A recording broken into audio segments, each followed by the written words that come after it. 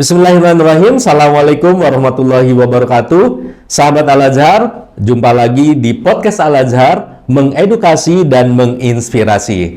Sahabat Al-Azhar, alhamdulillah tamu kita kali ini adalah beliau ahli di bidang tumbuh kembang anak ya. Tetapi lebih detailnya seperti apa nanti kita ajak beliau bincang-bincang, dan telah hadir di tengah-tengah kita adalah Ibu Dr. Melanie Arnaldi, MPSI, Psikologi Neuropsikologi. Nah, neuropsikologi itu apa? Nanti kita akan ajak beliau bincang-bincang ya. Ini pengetahuan yang luar biasa. Baik, kita sapa beliau. Biasanya sih beliau dipanggilnya Bu Meli, Bu ya. Bu Melanie. Bu Melanie, Assalamualaikum warahmatullahi wabarakatuh, Ibu. Pak, terima kasih ya telah diundang di Al-Azhar. Baik, Ibu, terima kasih telah berkenan hadir di tengah-tengah kesibukan Ibu, dan mudah-mudahan kehadiran Ibu mendapatkan imbalan pahala dari Allah Subhanahu wa Ta'ala, dan nanti Ibu, ilmu-ilmu Ibu akan bermanfaat untuk kita semua. Ya, amin ya rabbal alamin. Bu Melanie, Ibu di awal ketika memilih profesi ini, itu kan pasti ada proses ya. Dulu waktu lulus SMA tiba-tiba kepikiran mau jadi ahli atau memilih bidang psikologi. Nah, ini untuk anak-anak SMA nih, Bu, yang kira-kira mau kemana nih saya kuliah nih. Nah, Ibu dulu gimana nih, biar ada motivasi nih ke adik-adik kita nih. Ya, memang waktu zamannya saya itu, kita itu kan ada penjurusan waktu di SMA itu ada namanya bidang IPA, IPS ya, dan bahasa. Nah, kebetulan waktu saat itu saya berpikir bahwa saya akan jadi dokter, karena base alam itu harus muncul ya, itu kan sebagai peminatannya. Wah, saya mau jadi dokter, banyak berhubungan dengan dunia pengobatan dan kemudian bersentuhan dengan banyak anak-anak. Jadi istilahnya impian saya tuh menjadi dokter anak seperti itu. Nah, tetapi dalam kenyataannya waktu saat saya pemilihan jurusan di universitas, saya tuh dapat di kedokteran ya waktu itu. Di universitas mana, Bu? Waktu itu saya di UI. Oh, nah, UI. Tapi dalam kenyataannya waktu saya berjalan, saya nggak kuat yang namanya program-program yang begitu berat ya. Karena jadi dokter itu tidak hanya butuh fisik, tapi juga butuh mental ya. Menghadapi orang sakit, uang UGD, dengan begitu banyak trauma dan kecelakaan, orang merintih, wah itu tuh membuat saya tuh jadi apa ya? Jadi stres ya, Bu. Ya. Berapa kali saya sakit, terus dia itu sakit, lebih ke arah situ. Jadi masuknya ke psikosomatis ya. Ternyata memang mental saya untuk menghadapi banyak masalah orang itu terlalu empati, Pak. Itulah intinya. Kemudian mulailah saya baca-baca, disarankan untuk baca-baca penjurusan nih. Bu, kalau gitu jurusannya di bida aja. Wah enggak, saya tetap mau jadi ini psikologi gitu kan. Mau jadi dokter. Terus akhirnya saya baca-baca bidang psikologi waktu itu belum terlalu famous ya, belum terkenal. Tetapi saya lihat ada yang namanya yang tersentuh saya adalah mengatasi masalah psikosomatis. Karena saya sendiri waktu itu ngalamin itu yang membuat saya jadi dokter tuh karena psikosomatis itu. Padahal saya pintar, itu saya juga tuh didukung keluarga. Kakek saya tuh profesor ahli bedah pertama Indonesia, jadi bapak saya juga profesor. Apa yang saya lihat ternyata psikosomatis. Jadi dari situ saya memahami walaupun kita punya bakat, tetapi kita juga harus melihat bahwa keberkahan hidup kita itu adalah di masalah kita tahu sendiri tentang kekurangan kita. Iya. Jadi jangan maksain diri, gitu. Akhirnya saya lihat, ya Allah, saya mencari keberkahan nih. Waktu itu saya sempat stres juga, mau keluar kamar, hampir kesulitan tuh. Terus kata ibu saya, udahlah Mel, kata hidup itu cari berkahnya aja. Yang penting cita-cita kamu gak akan hilang. Allah itu maha adil. Kemudian saya pilih UPI itu kan Universitas Pendidikan yang memang waktu itu famous banget cerita tentang masalah psikologi. Nah, akhirnya ya sudah, saya ambil psikologi, kemudian saya menjadi pelopor-pelopor banyak. Ya, yaitu pertama saya pelopor untuk masalah metakognisi. Jadi saya mau anak-anak kesulitan belajar itu tidak dilihat dari sisi masalahnya, tapi dari sisi bakat apa yang bisa membuat dia maju. Jadi banyak sekali memang pasien saya, terutama ada juga yang dari Al-Azhar ya, yang ternyata tadinya masalahnya slow learner, ternyata sekarang bisa masuk UI, dan itu bukan satu, banyak. Karena saya lihat, wah Bu, ini masalahnya anak yang slow learner, berarti karakter ini kita harus bantu Bu, agar dia menjadi anak yang rajin. Istilahnya kan begitu, kan pepatah katakan rajin pangkal pandai. Nah, jadi bukan karena jenius pangkal sukses. Tapi rajin itulah pangkal pandai. Jadi dari situ anak slow learner diajarkan metode belajar metakognisi, itu yang saya kembangkan sampai anak itu terbiasa punya pembiasaan untuk belajar sendiri seperti itu. Jadi dia memang tidak secerdas anak biasa, tapi karena dia tahu kelemahannya dia, dari itulah keberkahannya dia jadi mendapatkan posisi yang selalu terbaik di sekolahnya gitu loh. Jadi disitulah saya lihat bahwa ternyata dari ketertarikan saya di situ, saya waktu ambil S3, saya juga pelopor neuropsikologi di Indonesia. Jadi saya melihat bahwa fungsi kognitif itu bisa di-upgrade, fungsinya ya Pak ya. Kalau kapasitas itu nggak bisa di-upgrade. Jadi orang ada yang namanya bakat, misalnya kecepatan, memori, ya terus dia itu ada bagian-bagiannya lagi yang dinamakan kekuatan. Nah, jadi yang namanya kalau dia belajar nggak kuat itu udah bakat, nggak bisa dipaksa, bisa di-upgrade. Nah, terus dari itu kapasitas memorinya ya udah memang cepat lupa, gitu kan? Itu juga nggak bisa di-upgrade. Terus dari itu kecepatan daya tangkap itu juga nggak bisa di-upgrade. Yang bisa di-upgrade adalah fungsinya.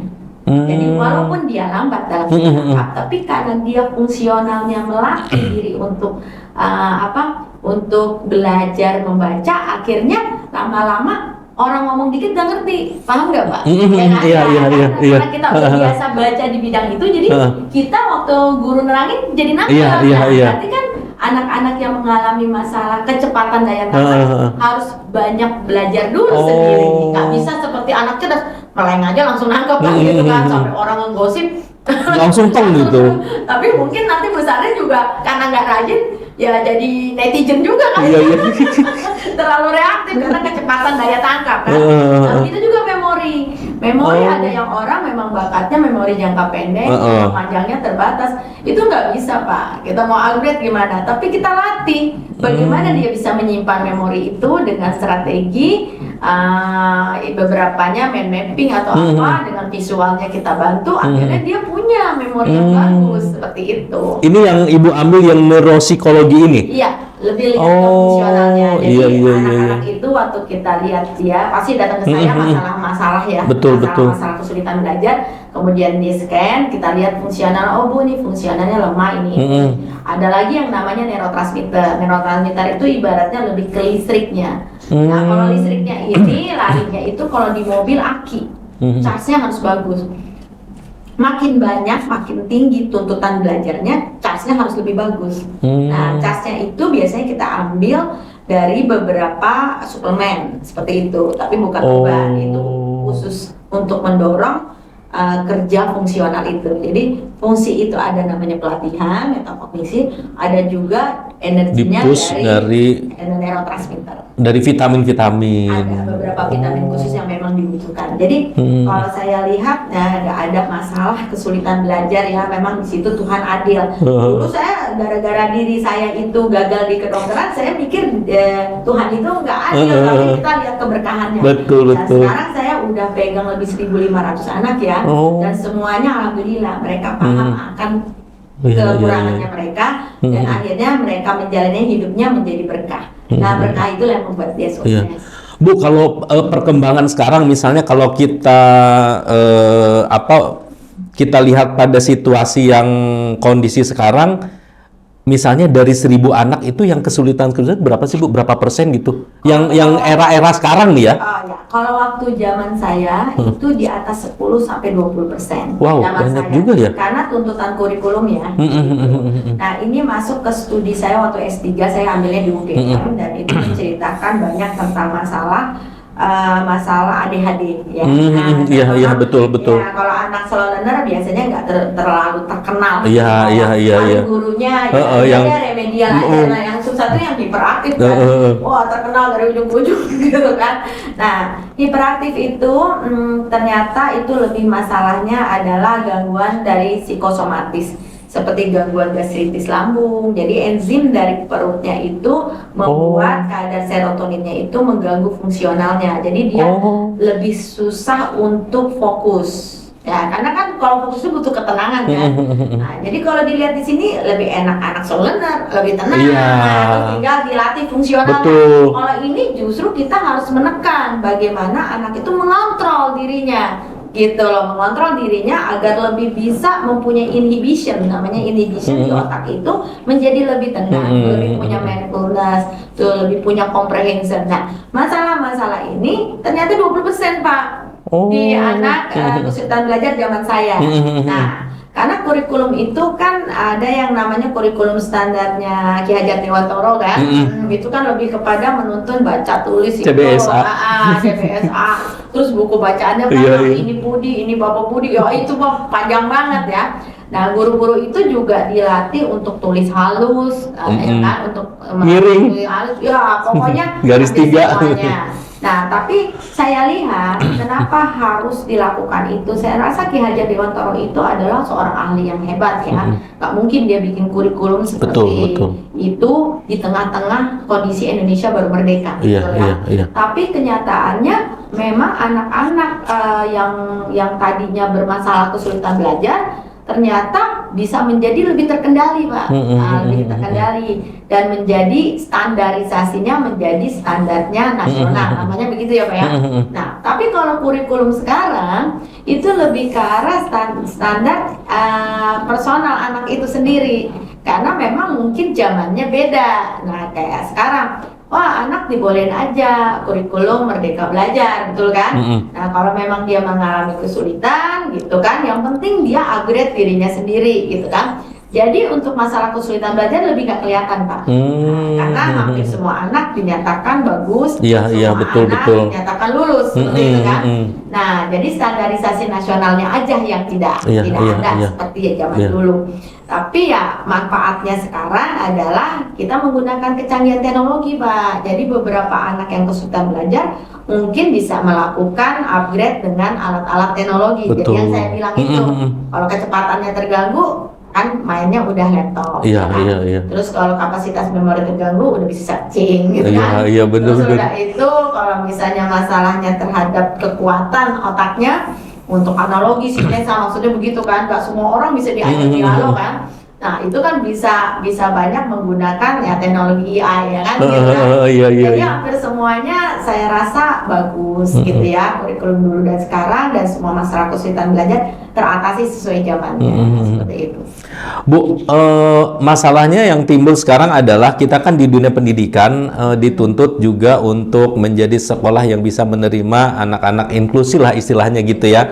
Dan kita juga sebagai orang pendidikan, khususnya Bapak Ibu guru, berupaya semaksimal mungkin untuk memberikan pelayanan terbaik kepada semua murid-muridnya. Tetapi terkadang ada masalah atau kesulitannya ketika tiba-tiba ada anak-anak yang dalam tanda kutip tidak seperti pada umumnya, tantrum lah, terus hiperaktif itulah gitu ya. Nah, sebetulnya ini rangkaian sih Bu. Apa yang harus disiapkan sekolah ketika memang memutuskan untuk menerima anak-anak seperti itu, dan tantrum itu sendiri kayaknya sekarang udah jadi bahasa gaul TikTok nih Bu. Apa-apa tantrum, tapi secara ilmu gitu. Iya, secara ilmu kita nggak tahu tuh tantrum apa. Jadi sebetulnya tantrum itu apa sih, dan ada nggak jenis-jenis tantrum itu? Karena kan kadang-kadang baru cuma sewot sebentar, tantrum gitu kan. Padahal sebenarnya mungkin ada jenis-jenisnya. Nah, apa yang harus dilakukan sekolah ketika memutuskan menerima anak seperti itu? Terus tantrum itu sendiri apa, dan ada nggak sih jenis-jenis itu atau level-levelnya? Ya, oke. Jadi kalau kita definisikan, tantrum itu lebih kepada karakter ya, makanya dia digolongkan ke temperamen. Temperamennya tantrum. Berarti itu sebenarnya ke daya kekuatan yang saya bilang tadi, itu bakat ya. Jadi kecepatan, intelektual, memori, dan kemudian kekuatan. Jadi biasanya anak tantrum itu kalau udah besar jago debat Pak. Oh gitu. Kuat dia gitu, kencang. Oh, ngotot. Ngotot. Nah, cuman kan waktu kecil itu dia nggak bisa ngomong. Jadi dia kalau ingin sesuatu larinya ya guling-guling, nunjuk. Nah, gitu kan, seperti itu. Banting-banting badan.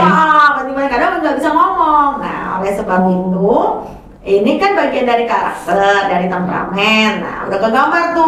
Jadi tukang ngotot nih, nggak mau kalah. Nah, apa yang dilakukan orang tua otomatis mengajarkan dia bernegosiasi. Negosiasi. Tanda kutipnya adalah negosiasi. Jadi waktu anak itu kita kan pasti orang tua tahu dong, pasti nih ntar lagi ngamuk. Ada tanda-tandanya lah.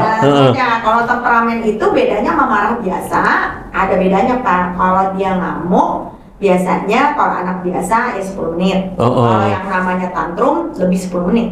Bisa setengah jam, Bu? Ya, betul. Itu namanya tantrum. Tapi kalau gangguan mood disorder itu lebih dari 2 jam. Oh, beda lagi tuh? Beda, bisa semuanya dihancurin, Pak. Bisa. Itu jadi tantrum itu ratingnya ya menengah lah. Gitu kan? Karena masalahnya kita harus ajak dia berdiskusi. Gitu ya. Tapi kalau mood disorder enggak, dia kadar untuk gangguan moodnya, serotonin itu, dopaminnya itu susah untuk balance. Jadi bisa sampai 2 jam, 3 jam dia tetap ngamuk, sampai dipukulin ibunya, sampai ditendangin. Nah, akhirnya orang juga kena sasaran gitu loh Pak. Tapi kalau tantrum enggak, biasanya kamu dimuter-muter aja gitu ya. Iya. Gitu.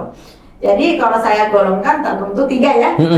Jadi masalahnya 1, marah biasa. Paling pintu. Iya. Ada tantrum tingkat 2 yang medium, yaitu marah 20 menit, ya kan? Terus yang golongan ketiga tantrum golongan gangguan mood. Nah, itu lebih lama. Nah, itu biasanya kita pakai beberapa suplemen juga, vitamin. Yang ketiga ini pakai apa? Ya, gitu. Jadi ada suplemen yang punya kadar serotonin. Jadi pas dia minum langsung hilang keselnya. Ada begitu. Jadi langsung minum, langsung turun gitu, bencinya, keselnya hilang. Gitu. Nah, tapi kalau tantrum jenis 2, ya memang harus diajak diskusi Pak, karena nantinya itu akan menjadi orang-orang yang memang kuat dalam beranalogi. Karena kan sekarang kita lihat, kita kalau misalnya mendidik anak kan kita harus berempati pada anak itu ya, membaca pikiran dan perasaannya dia, nggak bisa pikiran kita. Harus kita, jadi anak juga ya Bu. Ya, kita kan pikiran perasaan kita, duitnya nggak ada. Iya. Kamu beli mainan buat dari mana gitu kan? Orang tua kan mikirnya di situ, tapi kita banget itu. pikiran perasaannya dia gitu kan. Nih nggak dibeli pasti kesel. Nih lihat mainannya nih, ya gitu kan. Jadi negosiasinya harus dilakukan. Jadi gini, biasanya ya anak tantrum sebelum pergi, misalnya bersama kita udah tahu pasti apa yang menyebabkan tantrum. Biasanya kita negosiasi dulu. Nanti kamu kalau ikut mama, kalau misalnya ngelihat mainan gimana? Gitu kan, mau ikut atau enggak? Kalau nggak mau ikut, ya udah di rumah. Tapi kalau mau ikut, nanti kita makan-makan. Tapi cuma makan, gitu. Mama saat ini lagi nggak ada uang, gitu. Tapi aku maunya mainan itu, boleh. Tapi nggak sekarang. Jadi kita ajarkan negosiasi. Yang membuat anak itu beranalogi kan gini. Saya mau itu, ya kan mau kemudian tidak boleh. Alasannya apa? Jadi kata tidak boleh itu bagi orang-orang yang memang punya kekuatan pikir yang kuat itu menjadi tantangan Pak. Jadi justru dia tambah ngamuk kalau mendengar kata tidak boleh. Jadi yang harus kita katakan, ya kita pergi makan dulu. Katanya aku mau mainan itu boleh, tetapi tidak sekarang. Nanti kalau mama dapat uang, nanti mama beliin. Jadi kata tidak boleh itu menjadi tantangan. Ada kan orang yang begitu kan? Ada. Ada yang paling gampang tuh preman gitu kan? Kalau ditantangin kita bilang, gua minta dong sekarang lo, nggak boleh, langsung ribut kan? Makanya kalau preman, ini ya udah deh bagi 2 dah. Di sekolah kan ada adanya segini nih. Tukang palak, makanya kalau saya bilang kamu dipalak orang, ya udah bagi 2 aja, ada diskusi gitu kan. Mau tukang palak juga nggak serangka Pak. Nah itu yang namanya temperamen model 2, jadi gitu. Berarti kan bisa negosiasi kan? Ya udah, lu jangan banyak-banyak. Jadi kita juga harus kenalkan kepada anak orang-orang temperamen itu di sekolah juga ada. dan kamu jangan katakan tidak gitu. Ya udah deh, sekarang mau lo apa? Ya gue minta, ya udah dibagi 2 dong. Maksud gue nggak dapet, ya udah kasih aja gitu kan. Nah, jadi istilahnya Allah itu menciptakan semua model orang, itu namanya bagian dari keharmonisan, bener kan? Iya. Kalau semuanya orangnya kayak kita, gitu, nggak temperamen, nggak seru juga. Iya. Nggak ada kan? Orang politik kan semuanya temperamen. Iya, Bu. Jadi orang tua juga harus lihat anak itu punya bakat. Dari temperamennya itu apa yang bakat yang akan kita kembangkan buat anak. Jadi jangan kita berikan dia labeling bahwa ini anak lebih buruk daripada anak kita yang lain, jangan. Itu namanya ketidakadilan. Tetapi kita harus nyatakan pada dia bahwa kamu ini kalau mau sesuatu suka ngotot, gitu ya. Tanda kutip suka ngotot. Udah ngomong aja baik-baik, kan semuanya bisa diomongin. Nah, beberapa anak-anak terapi saya yang temperamen tipe 2 itu ternyata sukses. Dari nendangin ibunya, gigitin, saya bilang, Bu, ini anak didiemin aja ini. Saya bilang, nanti gedenya kira-kira 5 tahun udah nggak kuat berdarah-darah, benar datang lagi, gitu kan. Datang lagi, Bu, ini ya udah saya kasih manajemen ya, Bu ya, manajemen perilaku. Ini anak diberikan banyak negosiasi. Jangan berbicara sama dia, katakan tidak, itu jangan. Jadi boleh, tetapi enggak sekarang, gitu kan. Nanti kan dia tanya, ya udah nanti kalau kamu mau lagi, kamu tanya lagi, gitu kan. Nggak apa-apa, dia belajar untuk bernegosiasi. Dan ternyata sekarang sukses. Nggak pernah ada kejadian anak terapi saya yang temperamen tipe 2 sekarang ngadu dipukul anak. Nggak pernah, waktu kecil tuh bener digigit sampai rumah tuh habis, Pak, di ini. Nah, itu kan, nah itu sebenarnya manajemen untuk temperamen tipe 2 itu lebih kepada negosiasi, tanda kutip, itu menjadi orang yang punya kemampuan analogi yang kuat, seperti itu. Nah, Bu, kalau di dunia pendidikan itu kan yang menghadapi anak-anak hebat ini adalah kan guru dan juga teman-temannya. Iya. Nah, ada negosiasi-negosiasi yang tadi Ibu sampaikan. Nah, apa yang harus dilakukan oleh Bapak Ibu guru dan kapan bernegosiasi itu dengan anak-anak seperti itu? Ya, jadi pertama kali pastinya gini ya Bu ya, kalau kita menerima anak pasti kan kita punya standar sekolahnya. Oke, secara intelektual, kecepatan, memori apa dia dan masuk ke dalam batas kewajaran nanti ya.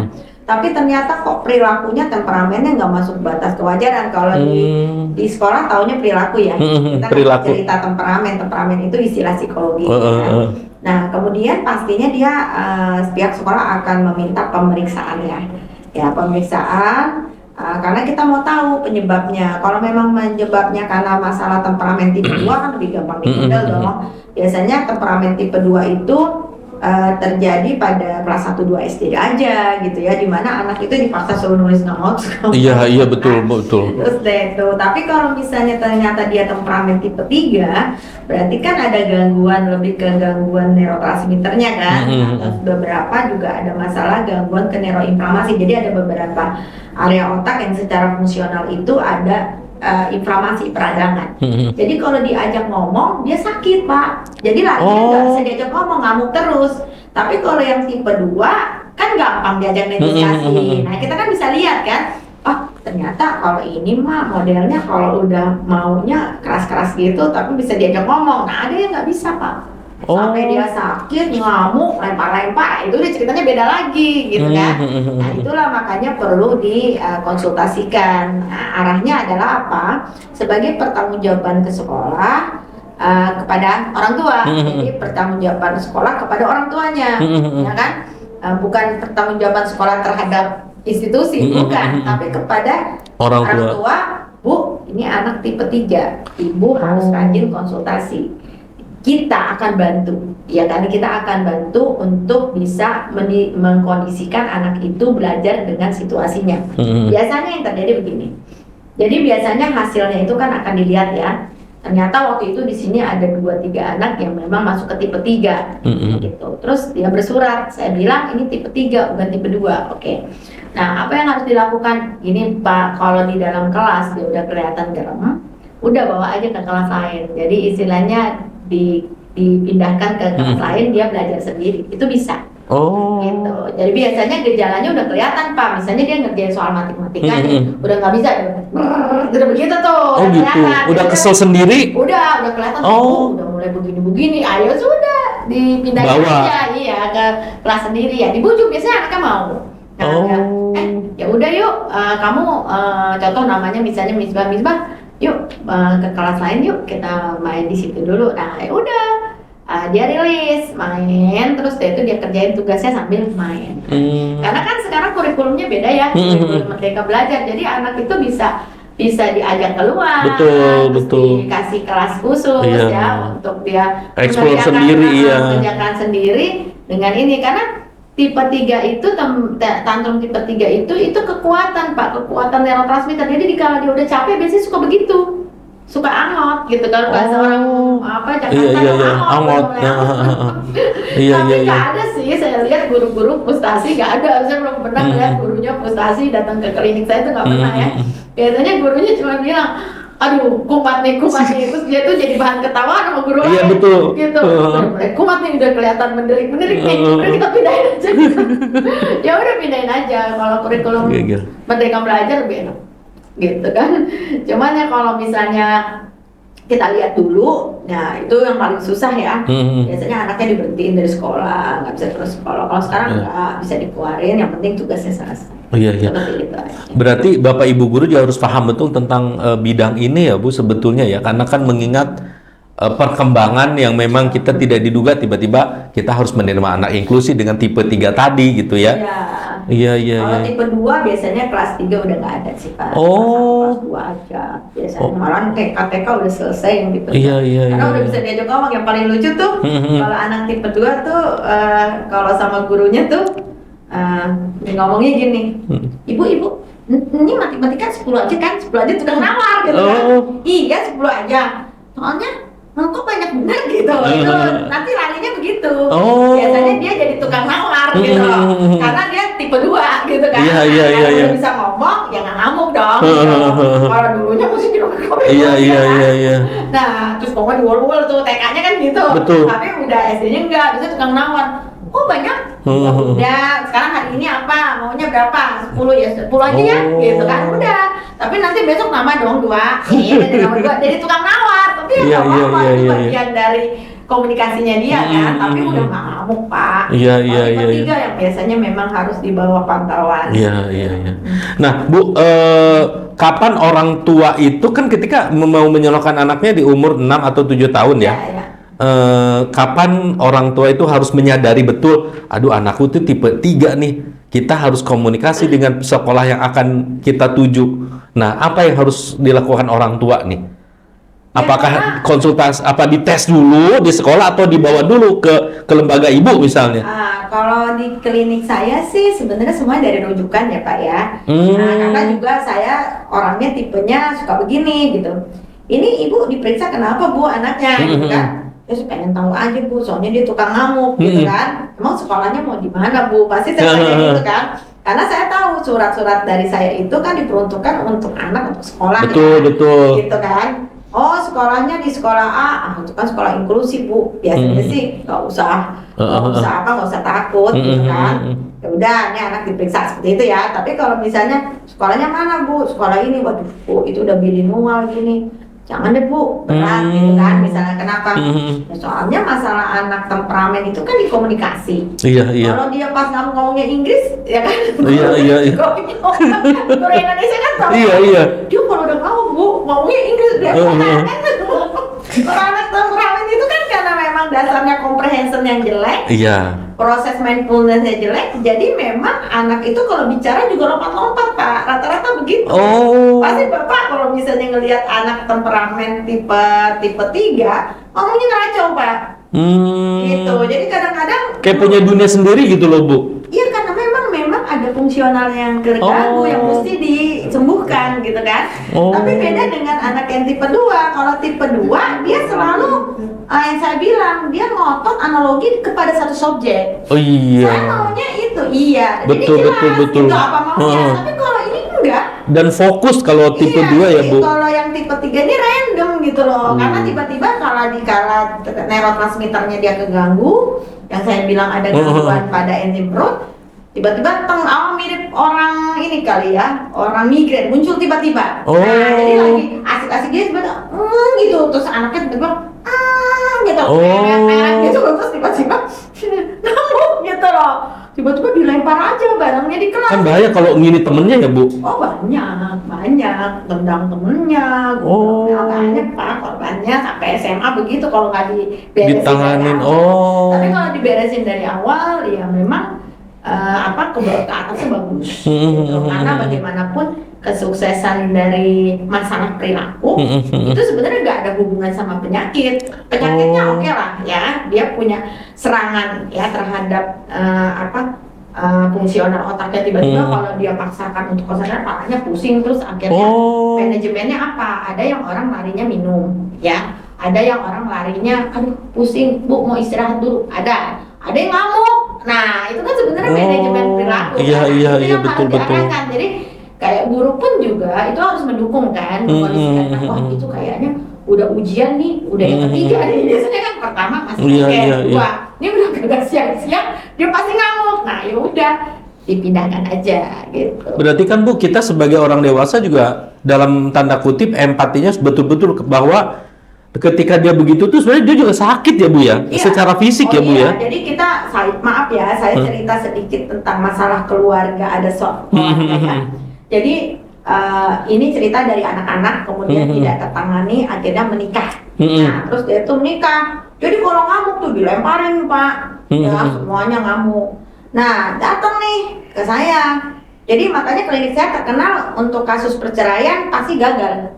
Pasti jadinya harmonis gitu kan. Gini, saya cuma nanya doang, Bu, anak berapa? Udah 1, 2, umur berapa? 3 tahun, 4 tahun, wah terus kecil-kecil dong gitu kan. Jangan single parent lah Bu, kenapa? Dia butuh bapaknya lah buat sama anak, sayang kan bapaknya? Sayang sih Bu. Biasanya orang temperamen begitu, tipe-tipe anak gak pernah ngamuk Pak. Iya. Itu ya karena dia kesel, capek, asik gitu. Jadi kita juga sebagai istri juga harus tahu momennya kan. Nah itu sebenarnya udah kelihatan dari kecil. Jadi kalau ibunya udah tahu, ini kayaknya capek dia putus dia ngamuk. Di kelas juga begitu. Kalau udah agak puyeng-puyeng nih, ujian kebanyakan dia nggak kuat kan. Saya bilang di orang sekitarnya dia ngamuk gitu kan. Oke. Terus dari itu saya cuma tanya, ibu cinta nggak sebenarnya sama suami ibu? Juga tuh, cinta sih. Udah ya, ini saya kasih resep, kasih resep. Nah dia minum lah vitaminnya. Jadi kalau misalnya dia udah kesel capek Pak minum ya, udah tahu dia. Aku sampai sekarang nggak ngamuk, banyak Pak pejabat juga begitu. Nah kebetulan saya kan pegang narkoba nih Pak ya.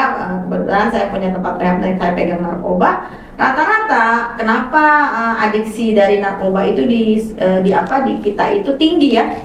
Kita itu menduduki 10 juta per tahun loh korban narkobanya, banyak. 10 juta. 10 juta banyak.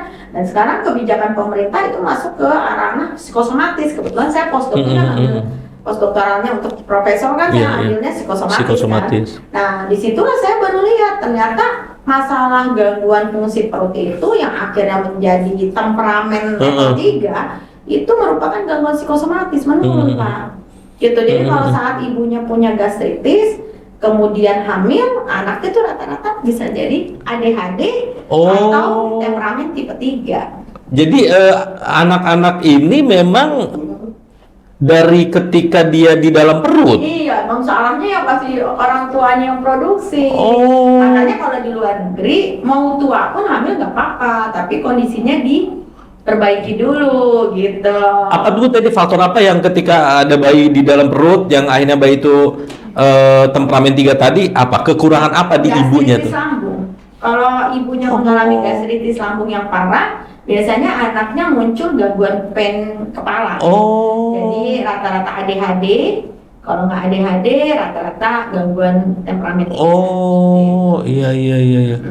Berarti hati-hati tuh kalau ibu yang memiliki itu obatin, sembuhin. Gitu. Sama kayak ibu punya bawaan sakit jantung, anaknya lahir udah sakit jantung, gangguan klep. Tapi kan ternyata pas anaknya itu ketahuan menurun, ya udah ajarin renang segala macam itu banyak yang powerful Pak. Tapi kalau temperamen tipe 2 Bu? Dari bawaan dari perut juga? Oh enggak. Itu temperamen tipe 2 itu yang saya bilang karakter itu. Nah, Oh. besarnya itu ya lebih kepada orang yang punya kekuatan analogi. Oh. Bagus itu. Dulu saya waktu saat kuliah tuh profesor saya sayang banget sama saya. Dia bilang, ini nih gedenya nih pasti profesor hebat deh. Oh bisa begitu Bu katanya. Oh. Iya katanya soalnya melanin itu analoginya kuat gitu. Iya. Cuman karena saya orang Padang ya, saya kan bapak saya orang Minang. Jadi satu nggak boleh debat sama mande gitu. Jadi sepinter-pinternya kamu kalau sama ibu Iya. ya mesti diam gitu. Jadi kalau ibu saya udah ngomong, saya tadi lemes dah gitu kan, udah pasti lemes. Tapi kalau di luar jangan tanya gitu kan. Wah itu udah keluar tuh analoginya sampai profesor saya sendiri waktu bimbing saya itu S3 ya, gitu itu pusing. Oh. Pusingnya itu kenapa? Karena saya selalu punya analogi yang kuat untuk sesuatu yang baru dan saya melihat dunia psikologi itu tidak boleh sebatas skala, tapi harus didukung dengan alat teknologi yang untuk melihat benar-benar nggak fungsi-fungsi otak ini mempengaruhi psikologisnya dia. Jadi ada alasan yang kuat. Nah setelah itu saya baru bisa mendiferensiasikan bagaimana penanganannya, karena menurut saya masalah psikologi ini paling gampang Pak ditanganin karena sifatnya kan psikologis. Betul. Di saat keimanan kita turun, ya kita tinggal naikkan dengan bentuk wirid, ya kan. Di saat kita lagi kesal, kita lari perilaku kita rekreasi. Sebenarnya gampang gitu ya. Cuman masalahnya kalau ada gangguan fungsional, kenapa kok nggak baik-baik ya? Itu kan yang jadi pertanyaan Iya, kan. betul. Akhirnya karena gangguan psikologis itu satu keluarga jadi penyakit Pak. Nah itu yang saya lihat, makanya saya ngotot berat. Masalah fungsional ini harus menjadi ilmu di negara kita, karena kita tinggal terlalu ketinggalan teknologi, terlalu jauh pada teknologi itu udah ada, jadi alat-alat scan itu udah ada. Nah untungnya generasi saya kesini sekarang udah banyak fakultas psikologi yang menggunakan alat-alat UEG itu untuk studi baru, studi bidang baru yang ternyata sangat diminati ya. Iya, betul. Jadi istilahnya yang namanya gangguan psikologi itu lebih terukur. Itu juga dunia sekolah juga nggak bisa melihat bahwa gangguan itu sama semua. Nggak bisa, jadi harus dilihat ini tipe 1, tipe 2, betul. karena penanganannya ada. Iya, karena kadang kita kalau lihat di lapangan Ibu ya, di sekolah khususnya atau di dunia anak, ya kalau ada tipenya begitu, tantrum, ngamuk, gampang marah, banting-banting barang, udah pokoknya sama aja treatmentnya. Itu sebetulnya kan nggak bisa gitu ya, harus dikelas-kelaskan dulu ya. Yang sayangnya itu adalah yang tipe 2. Kalau memang dia menjadi kekuatan bakat dia, kita melabelin dia, akhirnya dia nanti jadi kekuatan yang analogi yang negatif, jadi netizen kan. Padahal nantinya kalau anak-anak begini, contohnya saya gitu ya, akhirnya jadi orang profesor yang hebat-hebat gitu. Jadi politikus yang hebat-hebat karena ahli debat. Ya karena dia beranalogi Pak, itu kan analogi. Iya betul. Ya kan? Nah dari analogi itu apabila dia lihat, wah saya ini ternyata selalu ngotot untuk hal-hal yang saya mau. Kalau gitu saya sendiri deh yang buat, kan bisa ya Pak, misalnya anak. Pak berapa lama? Oh lama banget, udah 10 hari mainannya nggak ada juga gitu kan. Nah dulu tuh itu jadi bagian dari saya. Akhirnya lama-lama ya sudahlah kalau gitu saya cari duit aja. Jadi waktu kecil itu saya udah buat baju Barbie Pak. Baju Barbie saya jahit, terus kemudian saya jualin ke teman saya. Akhirnya Barbie saya 1 lemari Pak, tidak ada kita beli lagi sama ibu saya. Nah itu akhirnya jadi kebiasaan saya. Saya di sekolah selalu mikir, kalau saya mau sekolah ke sini, ibu saya pasti nggak punya duit gitu kan. Katanya kalau gitu saya beasiswa aja deh, belajar yang benar. Jadi analogi yang kuat gitu. Nah di bidang profesi saya juga saya membantu ibu-ibu orang tua untuk beranalogi terhadap anak itu. Jadi perlu empati aja. Analoginya gini, ini anak kan lahir sehat ya kan, dan itu menjadi modal ibu di hari tua. Jelek atau tidak baik pun anak, atau cantik pun anak, tapi dia punya apapun yang buruk, itu harus ibu lihat sebagai anak ibu sampai hari tua, betul kan? Iya betul. Kalau ibu sampai melukai hatinya dia, betul kan? Itu ibu akan menderita di masa tua. Jadi ibu harus camkan kepada anak ibu, bagaimanapun dia, saya tetap mencintai kamu dan saya akan jadikan kamu sebagai sosok yang hebat, betul kan? Nah, jadi hal itu menjadi analogi saya, bagaimana orang tua itu harus melihat anak itu dari sisi bakatnya dia, walaupun dilihat orang itu negatif, gitu kan? Betul. Wah, itu anaknya tukang ngamuk, tukang malu, bisa orang tua ya pun kusut saya. Kayak dihakimi gitu loh, Bu. Ya, sebenarnya udah tinggal dicari tipenya aja. Kalau memang tipe 2, ya udah ajak aja analogi, dia ngomong gitu kan, baik-baik. Malah kadang-kadang gini Bu, kalau kita di tengah lingkungan sosial gitu, kadang gini, ya Allah sama anak aja kalah gitu. Ya kan sebenarnya kita sudah paham ilmunya gitu ya sebetulnya. Nah, kita sedikit ini Bu, temperamen. Nah, kalau autis dan bipolar tuh sebetulnya apa sih Bu yang membedakan nih? Membedakan itu sama Pak, itu larinya ke fungsional juga. Oh. Ya, bukan temperamen murni ya. Nah, fungsional di mana fungsional itu kalau diperbaiki ya bisa sembuh ya. Mood, bipolar itu bisa fungsional. Tapi kalau genetik dia memburuk karena memang bagian dari organ di kelenjar hormonnya itu memang sistem limbiknya udah lemah.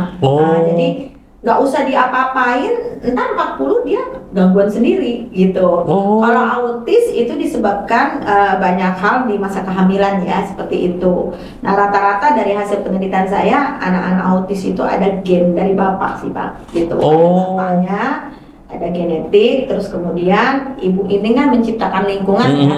Nah, waktu lingkungannya ibunya mungkin stres atau tidak bagus, akhirnya genetik jeleknya itu keluar. Sebenarnya proses di dalam kandungan itu menselektif Pak, karena telur itu cuma satu dan kemudian yang namanya sperma itu banyak. Nah, jadi di saat ovumnya itu sangat bagus, kondisi ibunya sangat bagus dan sehat, yang bisa menerobos itu juga sperma sehat. Nah, iya betul. Tapi kalau misalnya ovumnya itu stres, ibunya depresi, imunnya jelek, anggaplah imunnya, karena memang gangguan fungsional otak itu kan lebih ke imun. Karena 3 bulan pertama itu kan penciptaan dari otak belakang dan kemudian itu, nah otak depan, nah kemudian sperma yang lama itu yang membuahi dulu.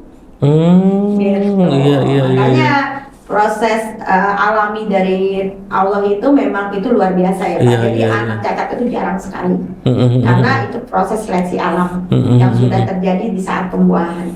Jadi kalau terjadi hal-hal sampai anak kita cacat, autis segala macam, itu biasanya dari lingkungan psikologisnya ibunya. Gitu. Oke Bu, pertanyaan penghujung nih, yang pasti tadi sebenarnya saya ingin bertanya tentang apakah tantrum atau temperamen ini bisa sampai dewasa. Ternyata para pejabat-pejabat ini masih ada yang begitu ya Bu ya, masih ada begitu ya. Iya. Jadi istilah narkoba itu kita harus kasih tanda kutip sekarang ya, lebih komprehensif. Jadi pendekatannya itu harus humanis. Nah, karena kenapa? Kalau memang secara fungsional dia ada gangguan pain, kemudian dia pakai narkoba dia merasa lebih enak, ya berarti harus di-maintain sebagai bagian dari penyakitnya. Dan itu nggak lama Pak, paling juga setahun 2 tahun udah sembuh gitu loh, asal memang di-maintain penggunaan. Karena penyalahgunaan obat itu kan bukan obat yang salah ya. Iya, bukan obatnya, Nah, begitu juga. Nah, itu kan harus dikenali sebagai pendekatan humanis. Jadi nggak bisa lagi misalnya slogan-slogan narkoba gitu kan, gitu. Katanya berantas narkoba, ya kayak begitu lagi. Tapi kenali narkoba dan cara penggunaannya. Betul. Ya, Bu. Terakhir, pesan kepada para guru dan orang tua yang mendapatkan berkah dikaruniai anak-anak yang memang memiliki keistimewaan tadi seperti temperamen tipe 2 apalagi tipe 3 gitu ya. Apa yang harus dilakukan orang tua ketika menyadari itu, dan apa yang harus dilakukan oleh lingkungan sekolah nih kepada anak-anak hebat seperti ini nih? Ya, kita melihat ya bahwa sebenarnya Allah itu menciptakan begitu banyak temperamen, itu pasti ada maksud dan tujuan untuk keseimbangan alam. Iya betul. Kalau lempeng aja gitu ya, nggak seru. Alam. Dan kita harus tahu bahwa hidup ini adalah titipan. Jadi apapun yang diberikan kepada kita maupun pihak sekolah, kita harus lihat bijak ini dititipin. Jadi kita harus memperlakukan dia secara bijaksana. Nah begitu juga orang tua apalagi ya, udah sampai akhir hayat aku ini tetap anakku. Jadi yang aku harus lakukan adalah mencintai dia gitu ya, dengan cara yang bijaksana dan adil untuk anak lainnya gitu. Oke, luar biasa Bu Dr. Melanie Arnaldi ya, MPhil dan psikologi, neuropsikologi. Nah, kita sudah tahu ini artinya neuropsikologi apa gitu ya. Dan alhamdulillah apa yang disampaikan oleh Ibu ini ilmu untuk kita semua, untuk sahabat-sahabat Al-Azhar. Bu Melanie, terima kasih banyak telah hadir di tengah-tengah kita, ilmunya luar biasa. Ini sebetulnya cerita bersambung sih Bu, harusnya nanti kapan-kapan Ibu kita undang lagi nih ya. Dengan senang hati. Dengan senang hati, dan kami juga ingin Ibu ya terus bisa menyempatkan waktu lah untuk kami kalau misalnya ada kita kebutuhan konsultasi apa gitu ya Bu ya. Bisa, dengan senang hati bisa. Baik, Ibu Melanie, terima kasih banyak. Ya, mudah-mudahan kehadiran Ibu sekali lagi diberkahi dan mendapat pahala dari Allah, dan kami semua tim dari Podcast Al-Azhar mendoakan Ibu dan keluarga terus sehat, bahagia, dan pastinya berkah. Terima kasih Ibu atas kehadirannya. Iya, baik. Sahabat Al-Azhar, itu tadi bincang-bincang kita dengan Dr. Melanie Arnaldi, MPhil psikologi dan neuropsikologis, dan beliau telah berbagi ilmunya kepada kita yang luar biasa, ilmu baru, dan ini bisa kita implementasikan dalam kehidupan sehari-hari untuk melihat bahwa anak-anak tantrum itu harus kita rangkul, kita peluk, dan tidak harus ada judgement atau penghakiman ya Bu ya. Terima kasih sahabat Al-Azhar, kita tutup. Kurang lebihnya mohon maaf. Wabillahi taufiq wal hidayah. Wassalamualaikum warahmatullahi wabarakatuh. Waalaikumsalam warahmatullahi wabarakatuh.